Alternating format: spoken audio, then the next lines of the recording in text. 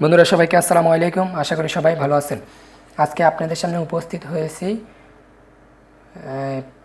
কম্পিউটারের বেসিক কিছু টিপস নিয়ে। তো আজকে আমরা কম্পিউটারের বেসিক কিছু টিপস দেখব, যেগুলো আমরা অনেক প্রোগ্রামের কাজগুলো আমরা ভালোভাবে পারি, কিন্তু কম্পিউটারের ভিতরের যে বেসিক কিছু কাজ আছে সেগুলো আমরা না জানার কারণে কিন্তু আমরা কোনো জায়গায় ভালো পারফরমেন্স করতে পারি না। তো আজকের পর্বে আমরা দেখাবো এই পিসির মধ্যে শর্টকাট কিছু আমরা কাজ করতে পারি, যেগুলো দিয়ে আমাদের কাজগুলো দ্রুত করা যায়, সেগুলো আমরা দেখাবো। তো শুরু করার আগে আপনাদের কাছে একটাই অনুরোধ, যারা আমার চ্যানেলটিকে সাবস্ক্রাইব করেননি অবশ্যই আমার চ্যানেলটিকে সাবস্ক্রাইব করে পাশে থাকা বেল আইকনটি বাজিয়ে দেবেন। তো চলুন শুরু করা যাক। তো বন্ধুরা, আমরা যখনই পিসিটাকে ওপেন করি তখন পিসিটা একটু হ্যাং অবস্থায় থাকে। তো এটাকে আমরা দ্রুত করার জন্য আমরা রিফ্রেশ করি। তো রিফ্রেশ করার জন্য আমরা তিনটাভাবে রিফ্রেশ করতে পারি। আপনাদেরকে আমি আজকে তিনভাবে রিফ্রেশ করা দেখাবো।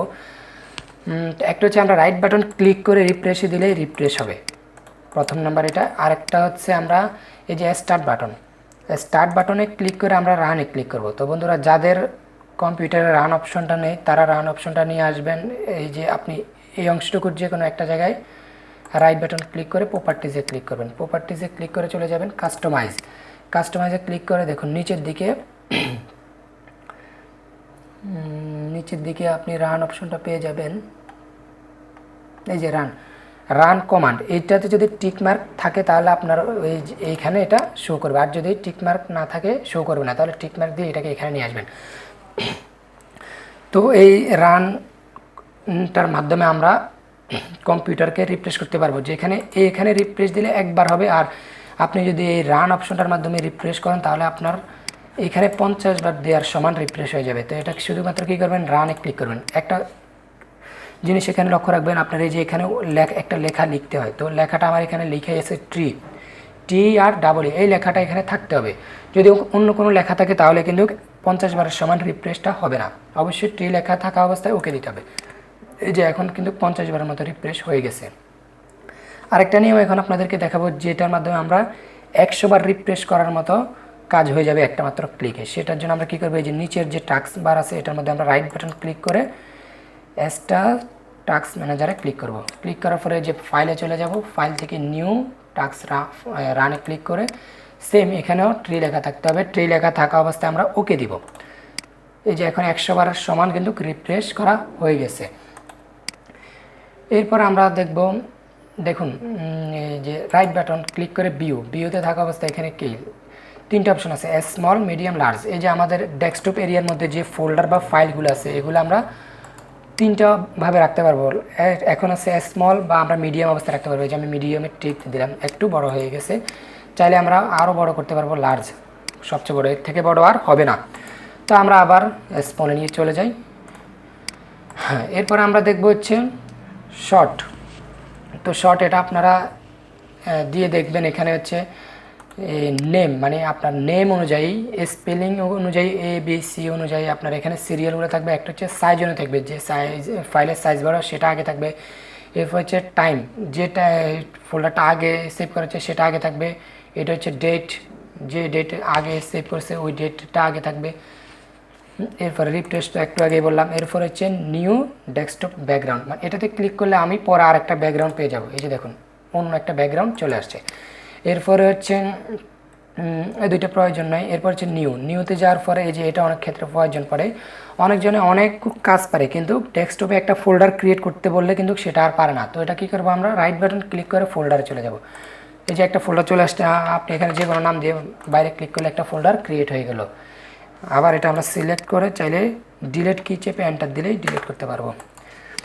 এরপরে হচ্ছে স্ক্রিন রেজুলেশন। তো স্ক্রিন রেজুলেশনটা হচ্ছে আমরা স্ক্রিনের রেজুলেশনটা কেমন রাখতে চাই। এখানে অনেক ধরনের রেজুলেশন আছে। এই যে দেখুন আপনারা এই যে উপরে এই জায়গাটাতে শো করতেছে আমাদের রেজুলেশনটা কেমন হবে, তা আপনারা দিয়ে দেখতে পারবেন।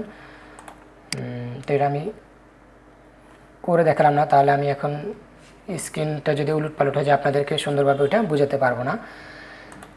এরপরে হচ্ছে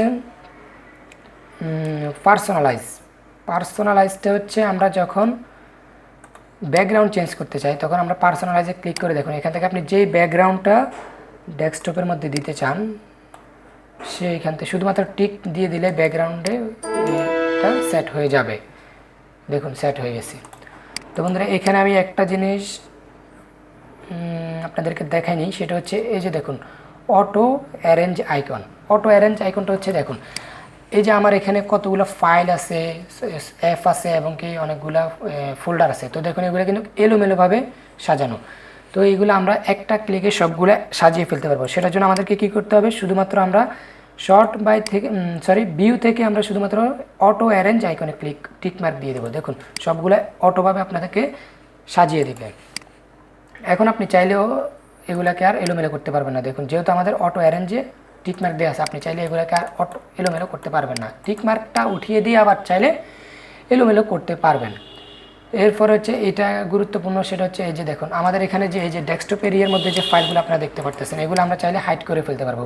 ভিউতে যাওয়ার পর আমরা যদি শো ডেস্কটপ আইকনের টিক মার্কটা উঠিয়ে দিই, তাহলে এই যে দেখুন আমাদের ডেস্কটপ থেকে আমাদের আইকনগুলো চলে গেছে। তো আবার ফিরিয়ে নিয়ে আসার জন্য আমরা আবার চলে যাব ভিউতে গিয়ে আমরা এই যে এখানে আবার টিক মার্ক দিব, শো ডেস্কটপ আইকনে টিক মার্ক দিলেই আবার চলে আসবে।